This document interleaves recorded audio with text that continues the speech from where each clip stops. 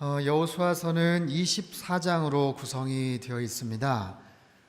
크게 절반 12장까지가 이제 정복에 대한 이야기고 또 13장부터는 분배에 대한 이야기가 나옵니다.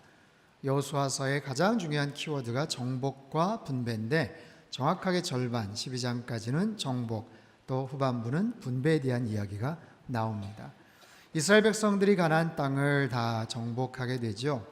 처음에 들어가서는 중부 지역 여리고성 그리고 아이성을 점령합니다. 그리고 남쪽으로 내려가서 남쪽의 연합군들과 싸워서 큰 승리를 거두게 되죠.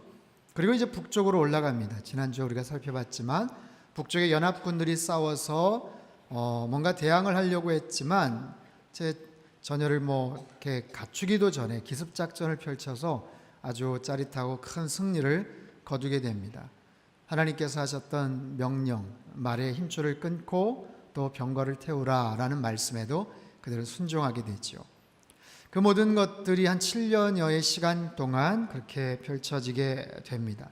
그래서 요단강을 기점으로 동편에 두 왕을 정복을 했고 또 서쪽에 31개 그런 왕을 그 지역을 점령을 합니다. 지도를 한번 잠깐 보시면 빨간 점으로 되어 있는 곳이 아까 읽었던 그 요단강 그 서편에 있는 31개 그 지점, 31개 그 왕에 해당되는 이야기입니다. 자, 본문에 언급되어 있는 31명의 왕들, 31개의 그 지역들, 그 왕들의 이야기를 함께 살펴보려고 합니다. 이 31명의 왕들을 통해서 우리가 알 수 있는 것은 무엇이냐면 하나님께서 이스라엘에게 아주 좋은 것을 주셨다라는 거예요. 좋은 땅을 주셨다라는 겁니다. 여러분, 이스라엘이 정복한 땅은 그렇게 크지 않습니다. 남북으로 한 240km 그리고 또 동서로 한 80여 km 정도, 우리나라로 치면 강원도 정도 되는 사이즈예요. 근데 그 정도 되는 적은 사이즈의 7개 족속 31개 왕이 있었다라는 것, 그것은 무엇을 의미할까요? 많은 사람들이 그곳에서 거주하기를 원했다라는 거죠. 많은 사람들이 그곳에 모여서 살기 원했던, 정말 하나님께서 약속하셨던 좋은 땅, 젖과 꿀이 흐르는 바로 그런 땅이다라는 거예요. 미국의 뉴욕이라는 도시가 있습니다. 그 뉴욕은 서울보다 조금 더 큰, 전체 미국에서 볼 때는 굉장히 작은 그런 영역에 불과한데 국제적이고 아주 세계적으로 유명한 도시이죠. 그리고 무엇보다도 그 도시 안에 200여 개가 넘는 민족들이 거기에 산다라는 거예요. 무엇을 알 수 있냐면 그 뉴욕이라는 도시가 다른 많은 민족들이 와서 살기에 편안한, 자유로운, 그리고 여러 가지 기회가 열려있는 아마 그런 도시다라고 그렇게 생각해 볼 수가 있을 것 같아요. 자, 이스라엘 땅은 오늘날 성지순례를 가거나 그러면 그것이 무슨 젖과 꿀이 흐르는 땅일까, 살기 좋은 땅일까 싶기는 하지만 정말 하나님께서 그들에게 주셨던 그 당시에는 굉장히 좋은 그런 땅이었어요. 자, 지도를 보시면 이스라엘이 속해 있는 그 지점 포함해서 비옥한 초승달 지역이라는 그런 이제 별명이 붙여져 있습니다. 빨간색 그런 지점이 오른쪽으로는 유프라테스 또 티그리스 강이 있고요. 또 왼쪽 하반부에 나일 강이 있습니다. 그래서 북아프리카 이집트하고 맞닿아 있죠. 동그란 원으로, 빨간 원으로 되어 있는 곳이 바로 이스라엘인데 이렇게 그 초승달 모양으로 이렇게 되어 있어서 비옥한 초승달 지역이다. 왜냐하면 큰 강들이 끼고 있어서 고대 문명의 발상지입니다. 4대 문명의 그런 지죠. 그래서 저 지역을 기점으로 해서 엄청난 제국들이 형성이 됐어요. 애굽 제국도 마찬가지고 아수르, 아시리아 제국, 그리고 바벨론 제국, 페르시아 제국, 정말 많은 사람들, 그리고 엄청나게 발달된 문화와 문명이 초창기부터 그렇게 형성이 되어 있던 바로 그런 지역이에요.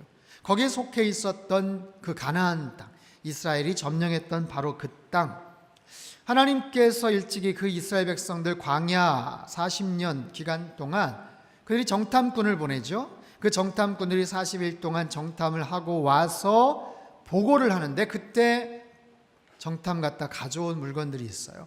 그 민수기 13장 23절 24절인데 같이 읽겠습니다. 시작. 또 에스골 골짜기에 이르러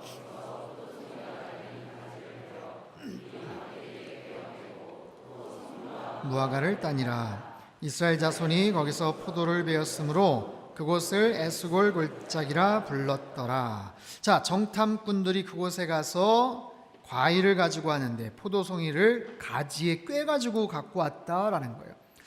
그 어린 아이들이 보는 이 동화 같은 이제 성경책 거기 사파들 가끔 보면 그 두 장정이 거기다가 나무 막대기에다 큰 포도를 막 그렇게 꿰서 이렇게 갖고 오는 그런 아마 사진이나 그림을 보신 적이 있을 겁니다. 그렇게 큰 포도가 있는 것은 좀 과장이고요. 지금도 그 팔레스틴 지역, 헤브론 그 지역에 아주 과실이 잘 맺을 때는요, 포도 한 송이가 한 4kg, 5kg짜리도 그렇게 존재한다는 거예요. 그래서 큰 사이즈이기 때문에도 뭐 그랬겠지만 그거보다는 사실 먼 거리에서 그것을 운반하기 쉽게 거기다 꿰서 이제 왔다라는 것이죠. 또한 신명기 11장 10절에서 15절에 보면 이런 말씀이 나와요. 같이 읽죠. 시작.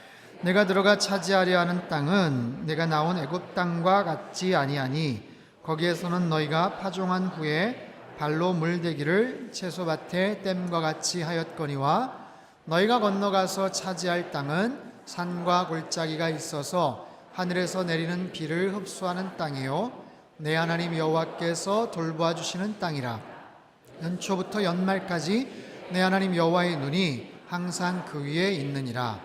내가 오늘 너희에게 명하는 내 명령을 너희가 만일 청종하고 너희 하나님 여호와를 사랑하여 여호와께서 너희의 땅에 이른 비 늦은 비를 적당한 때에 내리시리니 너희가 곡식과 포도주와 기름을 얻을 것이요 또 가축을 위하여 들에 풀이 나게 하시리니 내가 먹고 배부를 것이라. 자, 이스라엘 백성들이 애굽에서 탈출하지 않습니까? 그 이집트, 그 애굽 땅은요, 사실 사막과 평야지만 그 나일강 주변은 굉장히 비옥한 그런 땅입니다. 그리고 나일강이 시시때때로 범람을 하잖아요. 그러면 강이 넘치고 물이 빠질 때 거기다가 이제 씨앗을 뿌리는 거예요. 그럼 아주 쉽게 농사를 지을 수 있는 바로 그런 땅이었습니다. 그에 반해서 가나안 땅은 산이 있고 계곡이 있어요. 그래서 물을 저장할 수 있는 곳이다. 그리고 이른 비와 늦은 비를 하나님께서 보내주셔서 그 장마철 그리고 그 비를 잘 이용을 하면 거기서 아주 편안하게 농사를 지을 수 있는 바로 그런 땅이다. 젖과 꿀이 흐르는 땅, 축복의 땅, 약속의 땅이다 라는 거예요. 애굽에서 종살이하던 그들, 40년간 광야 생활을 했던 그들을 하나님께서 가나안으로 인도해 주셔서 그 땅을 다 정복하게 하시고 그 땅을 이제 허락해 주시는 이 놀라운 과정, 하나님께서 그들에게 참 좋은 땅을 주셨어요. 좋은 것을 주셨어요. 하나님은 어떤 하나님이시다?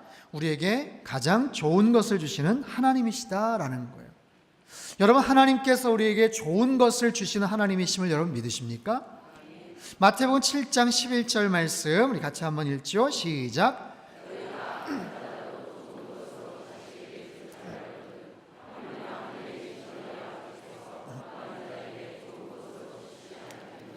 하물며 하늘에 계신 너희 아버지께서 너희에게 좋은 것으로 주시지 않겠느냐.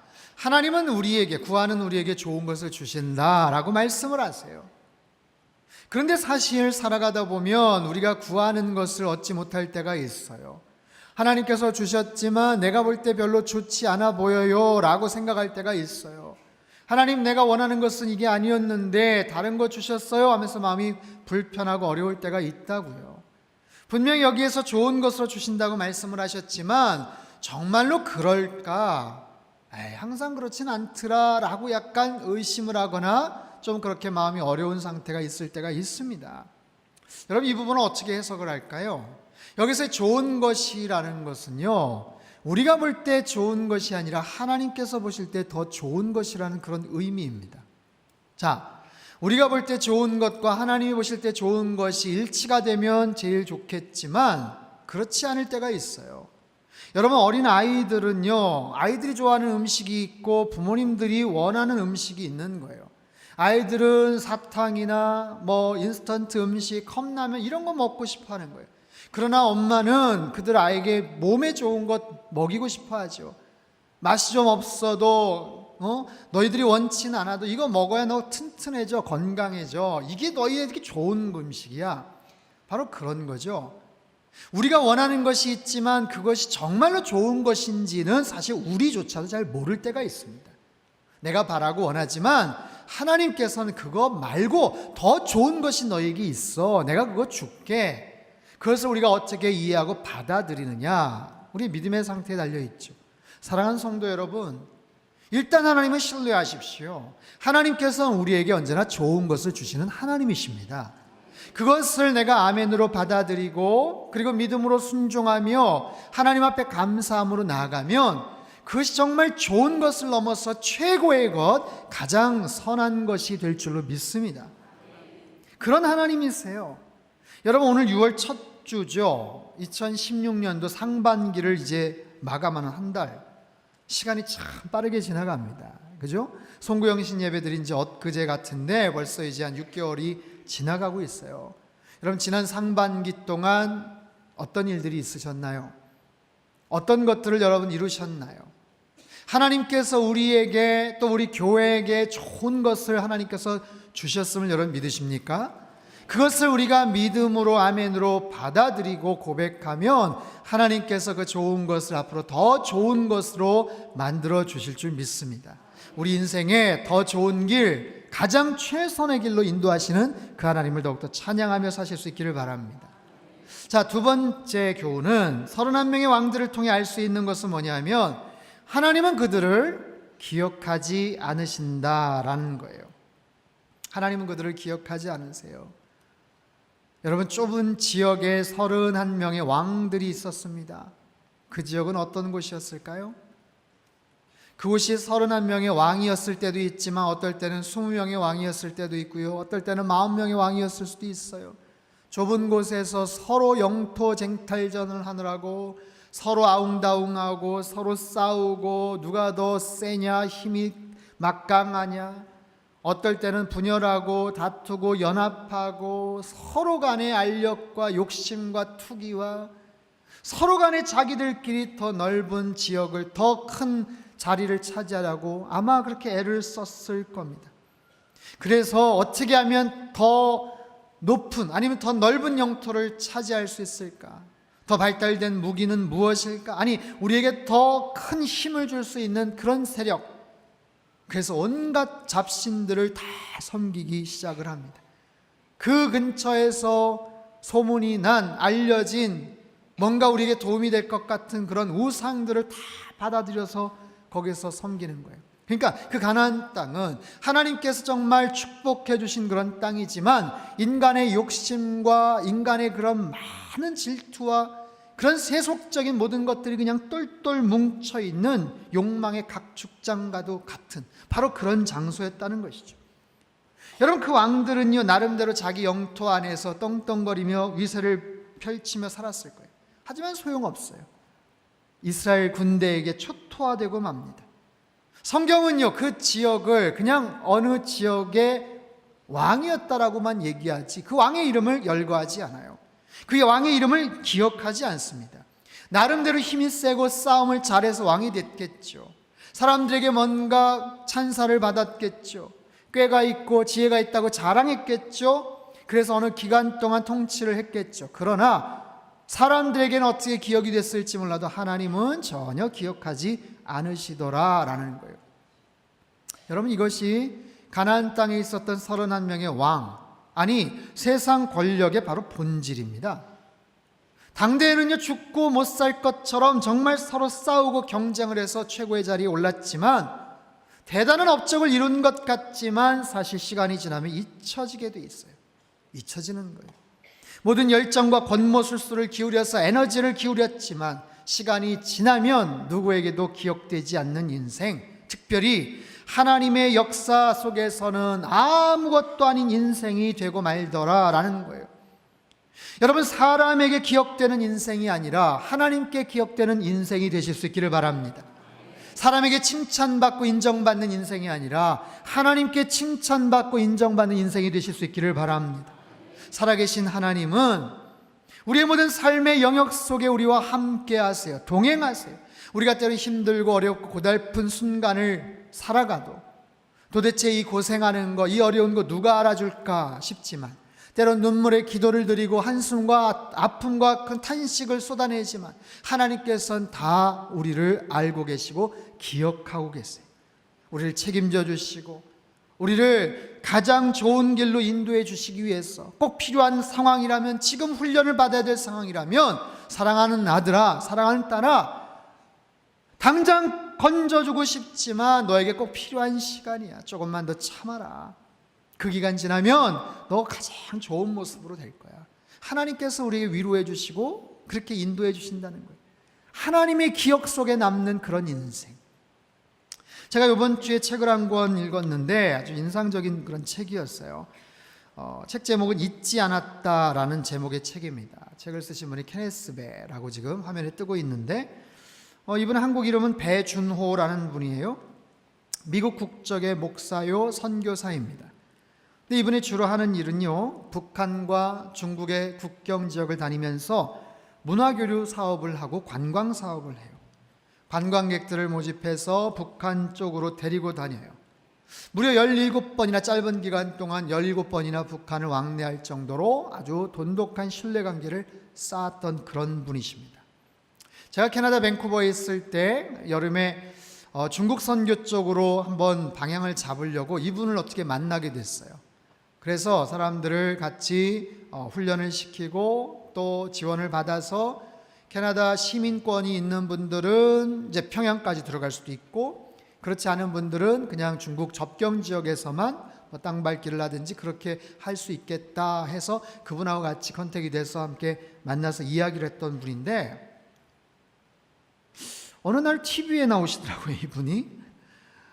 여러분 아마 기억하시는 분들도 계실 겁니다. 2012년 11월 3일 이분이 북한을 들어갈 때 평상시 자기 중국 숙소에서 모든 짐 정리를 잘하고 정확하게 그렇게 북한을 드나들곤 했는데, 그날따라 실수를 했어요.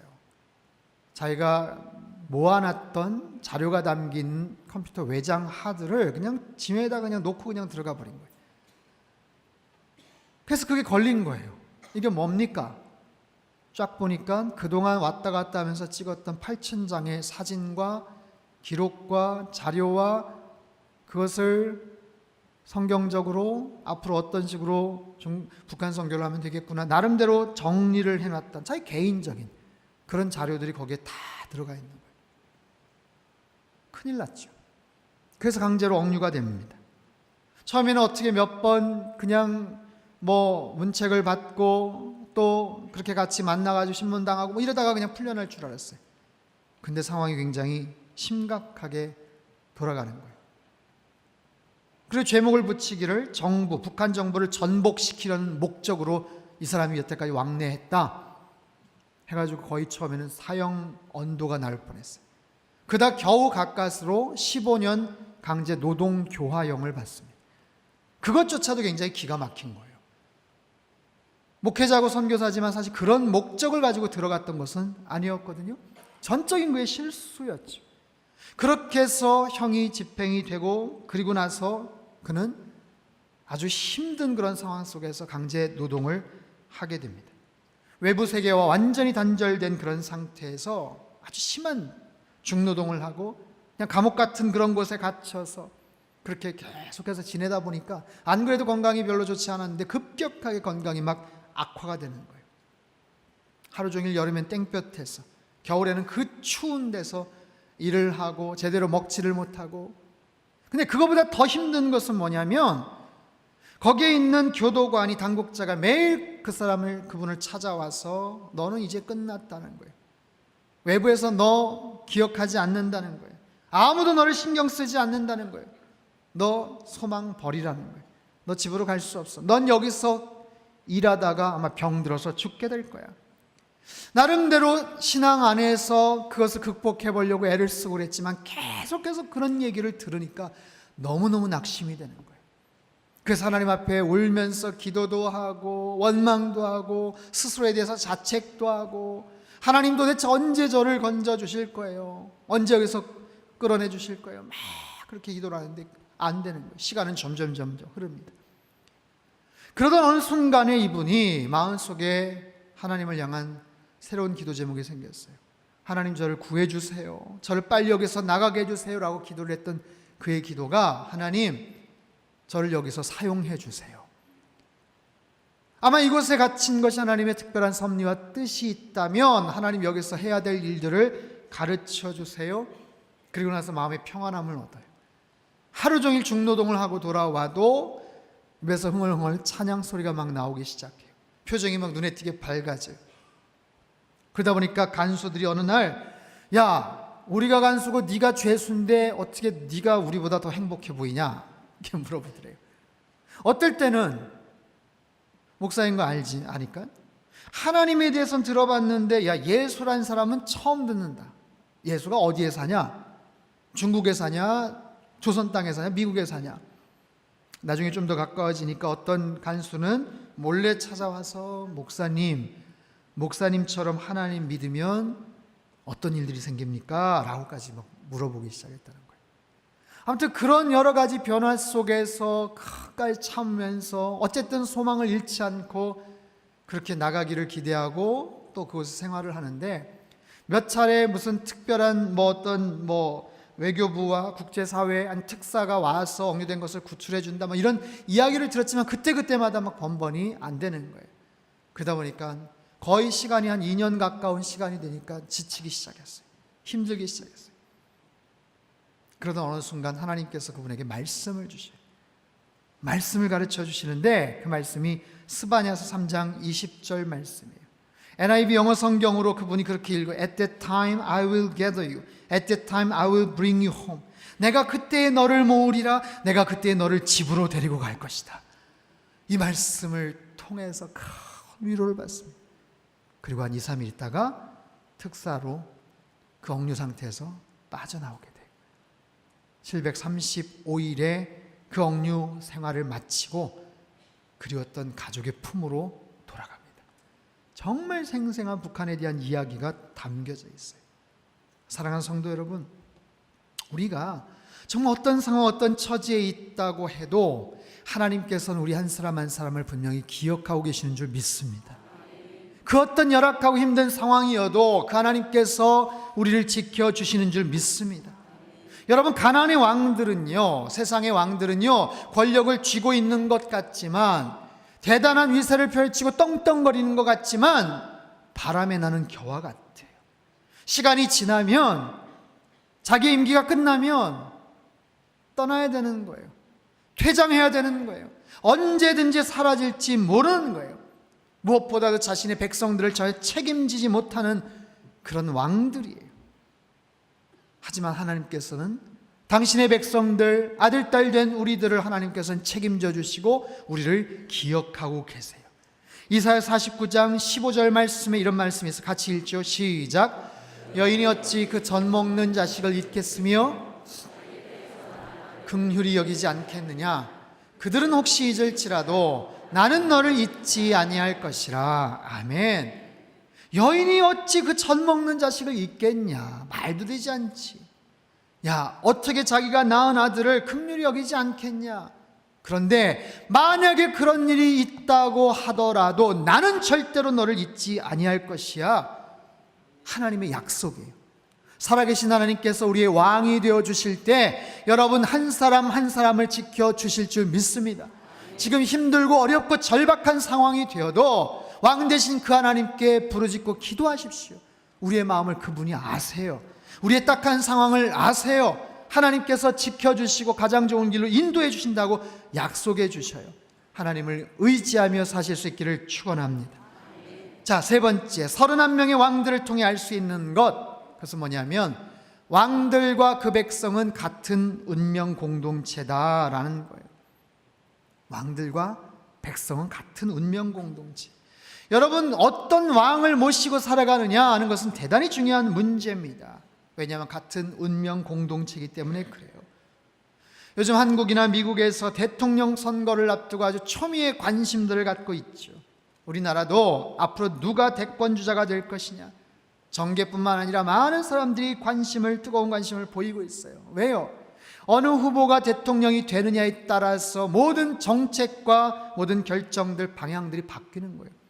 도대체 미국에 누가 대통령이 되느냐, 거기에 따라서 모든 외교 관계가 새롭게 펼쳐지거나 아니면 꼬이게 되거나, 우리나라도 마찬가지죠. 누가 대통령이 되느냐에 따라서 좋든 싫든 그 나라에 살아가는 이상 영향을 받게 되어 있어요. 여러분, 북한의 김정은 정권 하에 살아가는 그 2400만 동포들을 생각해 보십시오. 얼마나 불쌍하고 얼마나 딱합니까? 31명의 왕들은요, 나름대로 무수한 경쟁자들, 정적들을 물리치면서 그 자리에 올랐을 거예요. 나름대로 막강한 권력과 대단한 지위를 누렸겠죠. 하지만 그들은 완악했고요, 그들은 무력했어요. 그리고 무엇보다 대단히 무지한 그런 존재들이었어요. 그 31명의 왕들은요, 무력했기 때문에 자기 백성을 지키지 못합니다. 그 31명의 왕들은요, 너무나도 무지했기 때문에 끝까지 고집을 부리다가 멸망당하고 말아요. 여러분, 가나안의 왕들, 그들은요, 이스라엘 민족에 대한 소식을 충분히 들었을 겁니다. 여리고 점령하기 전에 정탐꾼을 보내죠. 라합을 만납니다. 정탐꾼들이 라합을 통해서 소식을 듣죠. 가나안 백성들에게 이미 알려졌다는 거예요. 너희들이 어떻게 애굽을 나왔는지, 어떻게 홍해바다를 건넜는지, 어떻게 광야 생활을 했는지, 요단강 저쪽에 있는 그 막강한 두 왕들을 어떻게 격파했는지, 그 소문을 듣고 소식을 들었을 때 우리가 마음이 녹았고 정신을 잃었다. 당신들의 하나님은 상천하지의 하나님이시라. 라합은 그래서 복종하지 않습니까? 이미 그들은 알고 있었어요. 이스라엘 민족으로 인해서 그 철옹성 같은 여리고가 풀썩 주저앉았다는 거 알았어요. 아이성이 무너졌다는 것 알았어요. 세상의 남부 연합군이 그냥 힘도 못 쓰고 망했다는 것 알았어요. 하늘에서 우박이 쏟아지고 해와 달이 멈췄다는 것 들었어요. 여러분, 그렇게 들었다면 왜 끝까지 그렇게 맞서려고 무모한 도전을 했을까요? 그들은요, 굉장히 힘에 대해서, 권력에 대해서 민감한 그런 왕들이에요. 우리가 누구보다는 세겠냐? 야, 여기서 우리가 한 몇 등 정도 하겠냐? 이번에 보니까 우리랑 비슷했던 그 나라가, 그 왕이 어디를 격파했대. 뭐 나름대로 자기들끼리 막 그런 것들 신경 쓰고 생각하지 않았겠습니까? 그럼에도 불구하고 왜 이스라엘 백성, 그 여호수아 군대 앞에는 그렇게 무모하게, 무지하게 맞서 싸웠을까요? 여러분 보십시오. 그들이 해야 될 최선은요, 사실 라합처럼 도움을 청하는 거예요. 기본 백성처럼 무조건 항복을 하는 겁니다. 심판의 메시지를 듣자마자 왕으로부터 짐승에 이르기까지 회개했던 요나 시대 니느웨 왕처럼 그렇게 회개해야 되는 거예요. 그래야 살 수 있고 그래야 소망이 있었던 거죠. 여러분, 여호수아서에 비추어진 하나님은 심판의 하나님이십니다. 무서운 하나님이시죠. 그런데 성경 모든 전체에서 볼 수 있는 하나님은 용서와 사랑의 하나님이세요. 성경 어디에서도 용서를 구하고 잘못했다고 죄를 구하고 하나님 앞에 엎드려 회개하는데, 아니다, 넌 늦었다, 난 너 용서하지 않겠다, 저리 가라 하면서 무자비하게 심판하신 하나님의 모습은 없어요. 기생 라합을 용서하시고 구원하셨던 하나님, 기브온의 그 거짓된 그 조약에도 약속을 지키시고 그들을 받아주셨던, 책임지셨던 하나님, 선지자 요나조차도 하나님 왜 니느웨를 용서하십니까? 라고 반문할 때 하나님 뭐라고 말씀하십니까? 요나야, 네가 하룻밤에 났다 말라버린 그 박넝쿨 그까짓 게 뭐라고 그것도 아까워했는데, 야, 이 큰 성읍 니느웨에는 좌우를 분별치 못하는 자가 12만 명이나 돼. 많은 가축들이 있어. 근데 내가 어떻게 아깝지 않겠냐? 어떻게 그들을 그냥 내버려 두겠냐? 여러분, 이게 하나님의 마음이에요. 마지막 순간 주님을 영접했던 흉악한 강도조차도 십자가에서 용서하셨던 예수님, 문 밖에서 집 나간 탕자를 기다렸다가 그의 돌아오는 그 모습에 기뻐하며 그를 맞아주었던 그 아버지의 마음이 바로 하나님의 마음이라고요. 잃어버린 한 마리의 양을 찾아 나서는 그 목자의 마음이 바로 살아계신 하나님 아버지의 마음이에요. 그것이 하늘 아버지의 마음이고 온 우주의 왕이고 우리의 왕 되시는 하나님의 마음이에요. 여러분, 디모데전서 2장 4절에 이런 말씀이 있어요. 같이 한번 읽죠. 시작. 하나님은 모든 사람이 구원을 받으며 진리를 아는 데 이르기를 원하시느니라. 아멘. 모든 사람이 구원을 받으며 진리를 아는 데 이르기를 원하세요. 예수님께서 이 땅에 오신 목적은 심판을 하기 위한 목적이 아니라 구원을 하시기 위해서 오셨다고요. 만약에 그들이 31명의 왕들이 자신들의 죄악들을 회개하고 그동안 우상 섬겼던 거 다 회파하고 자신들이 가진 왕좌를 내려놓고 진정한 우주의 왕 하나님이 당신이 왕이십니다, 여호와 하나님께서 이 땅의 주인 되십니다 라고 만약에 이렇게 고백을 했다면 어땠을까요? 그래서 우리를 용서해 주십시오, 우리를 살려주십시오, 우리를 불쌍히 제발 여겨주십시오, 만약에 그랬다면 어떻게 되었을까요? 그 백성들을 향해서 우리보다 더 큰 왕이 있다, 더 강한 왕이 있다, 우리가 섬겼던 우상보다 더 강력한 신이 계시다, 이 백성들아 우리 모두 그 하나님께 경배하자, 그분 앞에 나아가자, 용서를 구하자, 그렇게 그 백성들을 옳은 길로 인도했더라면 어떻게 되었을까요? 사랑하는 성도 여러분, 너무나도 감사한 것은 우리들이 그 하나님을 알고 있다는 사실이에요. 우리들에게 하나님께서 찾아와 주셨다는 사실이에요. 죄와 사망 가운데서 허우덕대던 우리에게 주님께서 다가오셨어요. 죄의 종이 되어 살던 우리들에게, 어둠 속에 살던 우리들에게 찾아와 주셔서 우리를 안아주셨어요. 우리의 죄를 깨닫게 하시고 우리가 고백하는 그 죄 허물을 용서하시고 우리를 당신의 자녀 삼아 주시겠다고 말씀을 하세요. 우리를 당신의 백성으로 삼아 주셨어요. 하나님께서 우리의 왕이 되어 주시겠다고 말씀을 하시는 거예요. 사랑하는 성도 여러분, 살아계신 그 하나님, 우리의 왕 되신 그 하나님을 더욱더 찬양하며 감사하며 사실 수 있기를 바랍니다. 그분께서 우리의 왕이 되도록, 진정한 우리의 왕이 되도록 우리의 삶의 모든 영역 속에 그 하나님을 여러분 초청하십시오. 그래서 우리의 삶의 지경이 더욱더 넓어지고 하나님의 나라가 되도록 하십시오. 우리의 가정이, 여러분의 삶의 모든 영역이, 직장이, 우리의 모든 만남이 하나님의 나라가 되기를 여러분 선포하십시오. 우리가 말하고 행동하고 살아가는 모든 삶의 영역에 하나님의 은혜와 하나님의 영광이 나타나기를 여러분 기대하십시오. 우리가 이 땅에서 잘못된 왕을 섬기면 죄의 종이 되는 거예요. 파멸의 어떤 결과가 주어지는 거예요. 31명의 그 왕들처럼. 하지만 살아계신 그 하나님, 왕 되신 그 하나님의 주권과 그 능력 속에 살아가고 그분의 선한 영향력 하에 살아간다는 것이 얼마나 귀한 일입니까? 여러분 일주일간의 삶의 영역, 아니 앞으로 살아가게 될 모든 여러분의 삶의 영역 가운데 하나님 좌정하여 주시고 우리 가정의 왕으로 임하여 주옵소서. 우리 직장의 일터의 왕으로 임하여 주시옵소서. 이 기업이 하나님의 기업 되게 하여 주시옵소서. 우리의 삶의 행보 하나하나가 하나님의 영향력 하에 있게 하여 주시옵소서. 여러분 그럴 때 하나님께서 여러분의 삶의 지경을 더욱더 확장시켜 주실 줄 믿습니다. 내가 혼자서 애쓰고 바둥댔던 어떤 그런 삶의 영역에 하나님께서 주권을 가지시고 우리의 삶의 지경을 넓혀 주실 거예요. 막혀있는 모든 장애물들도 하나님께서 열어주실 줄 믿습니다. 힘들고 어려운 문제도 다 해결해 주실 줄 믿습니다. 그런 놀라운 감격을 통해서 시편 기자 다윗이 이렇게 고백을 해요. 시편 145편 1절 4절 같이 한번 읽겠습니다. 시작. 왕이신 나의 하나님이여 영원히 주의 이름을 송축하리이다. 내가 날마다 주를 송축하며 영원히 주의 이름을 송축하리이다. 여호와는 위대하시니 크게 찬양할 것이라. 그의 위대하심을 측량하지 못하리로다.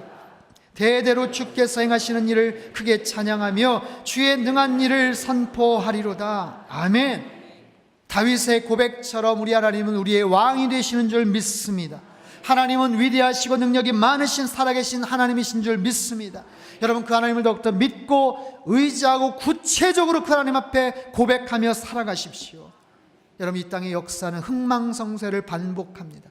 한때 대단한 자리에 권좌에 오른 것 같지만 시간이 지나면 물러나는 거예요. 시간이 지나면 퇴장해야 되는 거예요. 얼마나 그 뒷모습이 때로는 허망해 보일지 몰라요. 하지만 우리 하나님께서는 그 임기, 정해진 임기라는 게 없으세요.